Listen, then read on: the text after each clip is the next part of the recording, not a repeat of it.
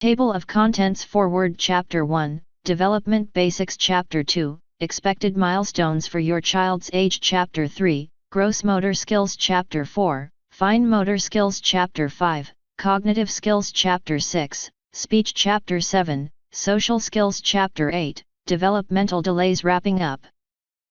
Foreword. Ideally, all parents should have an idea of what to expect at various development stages their child is going to experience.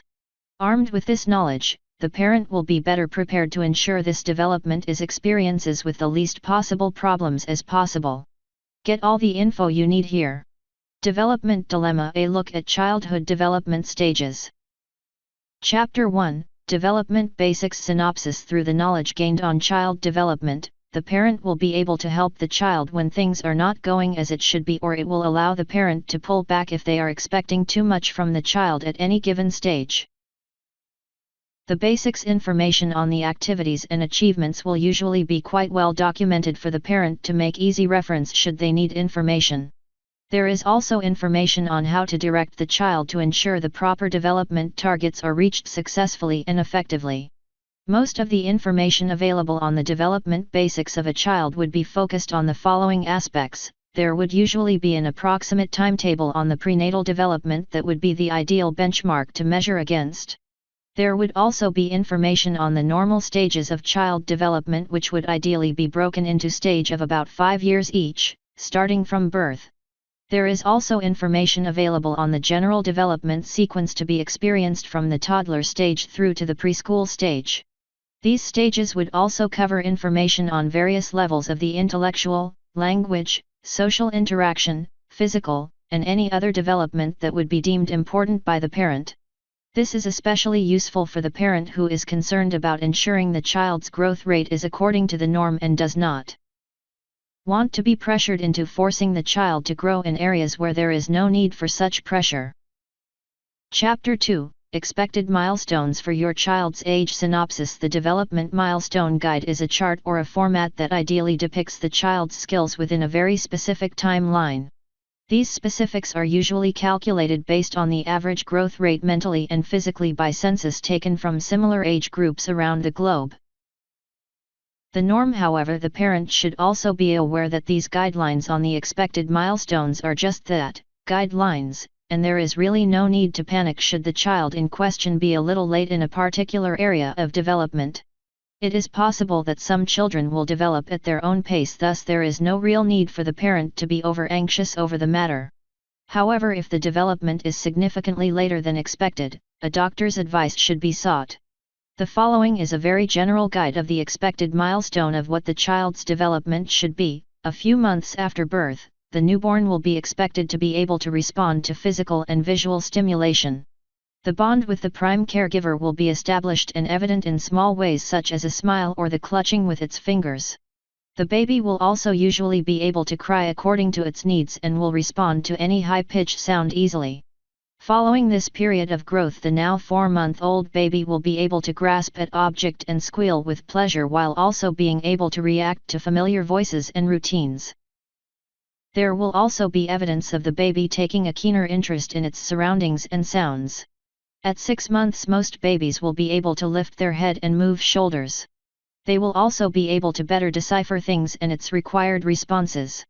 Some will even be able to make one-syllable sounds. These expected milestone lists usually go on till the teenage stage. Chapter 3, Gross Motor Skills. Synopsis. Gross motor skill usually involve the large muscles of the body which enables functions such as walking, kicking, sitting upright, lifting and many other necessary motor skill that would be needed throughout the various phases of a child's development.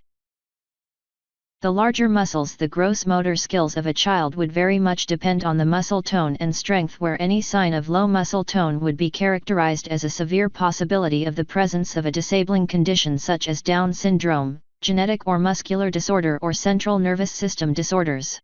The gross motor skills are very pivotal to the movement of major body parts and coordination between body movements. Most parents are usually on high alert for the first signs of the weakness in this area, and once identified will usually seek some form of recourse to correct the situation.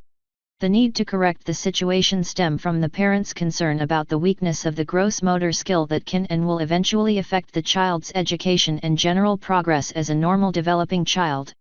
These treatments can come in the form of a team being commissioned to evaluate the physical or mental capabilities of the child and then getting a therapist to work with the child to address the specific areas of lack. The frequency of the therapy needed would very much depend on the stage of lack in the gross motor skills platform. There is usually an orderly sequence in which the skill to control the extremities of the body such as the legs, arms, hands and feet are all coordinated to engage in the desired activity in an optimal manner. Although rapid development in this area is a good indicator of the progress rate anticipated, delays should not be seen alarming, as later development is not really unusual. Chapter 4. Fine motor skills synopsis. Fine motor skill will usually involve all the smaller muscles of the body that work together to enable the child to execute certain functions such as writing, grasping small objects and fastening small objects without too much of a fuss. Smaller muscles. These skills are of course a very important part of the child development, and any weaknesses detected will usually be seen through the inability of the child's capability to eat by themselves, write legibly or to perform other simple tasks such as page turning and personal grooming tasks. Here too there should not be too much concern if the child does not develop such skill as other in the same age group would have already been able to do so.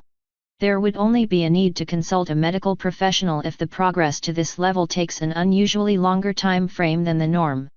However, understanding that there may be some delays will help the parent avoid becoming too anxious, which will also cause the child to feel this negativity, which can be upsetting and frustrating for the child too. The evident lack in this area would not necessarily be a devastating situation, as proper intervention will usually be able to sort the problem out and thus help the child to work through these challenges and eventually be able to perform the fine motor skills even if they are not of the usually expected standards. There are therapists who can assess the current abilities of the child and then design the corresponding therapy exercises that will help the child to gain some level of acceptable fine motor skills. Providing the child with toys and games that will positively contribute to the building of the fine motor skill would also be advised. Chapter 5. Cognitive skills synopsis. Cognitive skill would involve the activity of being able to process incoming information and break it down to what is being required and then make the necessary assessments and corresponding actions that will result in the needs of the incoming information. Thinking. There are a number of levels involved in the cognitive skills, and it is possible to train the body and mind in 3 separate categories, which would be the sustained attention category, the selective attention category and the divided attention category. The sustained attention category would require the ability of the child to remain focused on the task at hand along with the corresponding time frame it takes to complete the said task. Selective attention would be the ability to remain focused on the task while at the same time being aware of other information or distractions. Lastly, the divided attention level would be dictated to by the ability to remember information while preparing to engage in other matters, also known as multitasking. There is also the consideration given to the long-term memory capability, and this would entail the child's ability to recall information that has already been stored in the brain. This particular input is very necessary as the information would be required periodically and should be divulged as accurately as first perceived. Short-term or otherwise called working memory is where there is an ability to apprehend and hold on to information in a more immediate circumstance, yet while being able to simultaneously perform a mental note of the said information. Lack of this capacity will create the need for constant reference to material that ideally should be committed to memory easily and quickly. There is also the area of logic and reasoning that will be developed within the cognitive skills of any child. Here the child will learn to draw conclusions based on the information furnished. Chapter 6. Speech synopsis. Besides looking forward to the child taking his or her first baby steps, speech is the next thing on the list that parents urge their kids to start.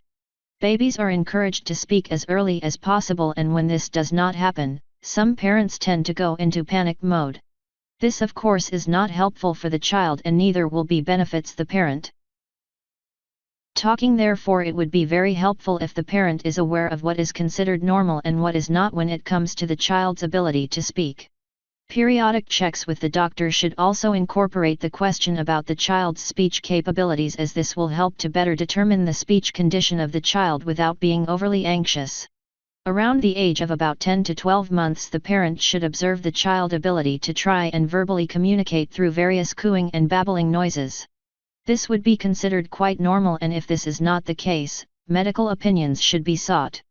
For the age group of about 12 to 15 months, the child should ideally start to make basic sounds that use the P, B, M, D, or N range. There should also be attempts to imitate sounds in single syllable. As for the 18 to 24 months age group, the child, now commonly referred to as a toddler, should ideally have a vocabulary capacity of about 20 different words. The toddler should also be able to identify objects easily. Children between the ages of 2 to 3 years will not be able to be quiet and be a chatterbox. They would be able to speak in short sentences and thus communicate fairly well. This, of course, is a wonderful time for the parent, as they would take delight in showing off their child's speech capabilities. Chapter 7, Social Skills Synopsis. Being able to have good social skills is very important if an individual intends to be part of society in general, and this is no different when it comes to the social capabilities of a child. Children should ideally be taught at a very young age the importance of being able to interact with others in an amicable and friendly manner. Interacting children who are able to interest with their peer and with adults in a socially acceptable way will definitely see success in forming healthy relationships as they grow in different stages of the lives. The parent contributions to the ideal style would be to interact with the child from a very early age in the same manner that would be desired for the child to eventually extend to others. This will be a good way to encourage the child to observe and proactive the same socially acceptable behaviors that would smoothen and initiate strong positive relationships. The parent's interaction with the child should be with a lot of love and respect that would allow the child to feel totally comfortable and thus be able to build good bonds. Once this is observed, the child will more than likely use the same methods in their own attempts to establish social bonds with their peers. From the early stages of a child, which would be the preschool age, the social interactions made would be the first contacts with the other children, who would be categorized as the outside world. This would be the first attempts of the child trying to form bonds with others for the intention of creating some connections outside the actual family unit.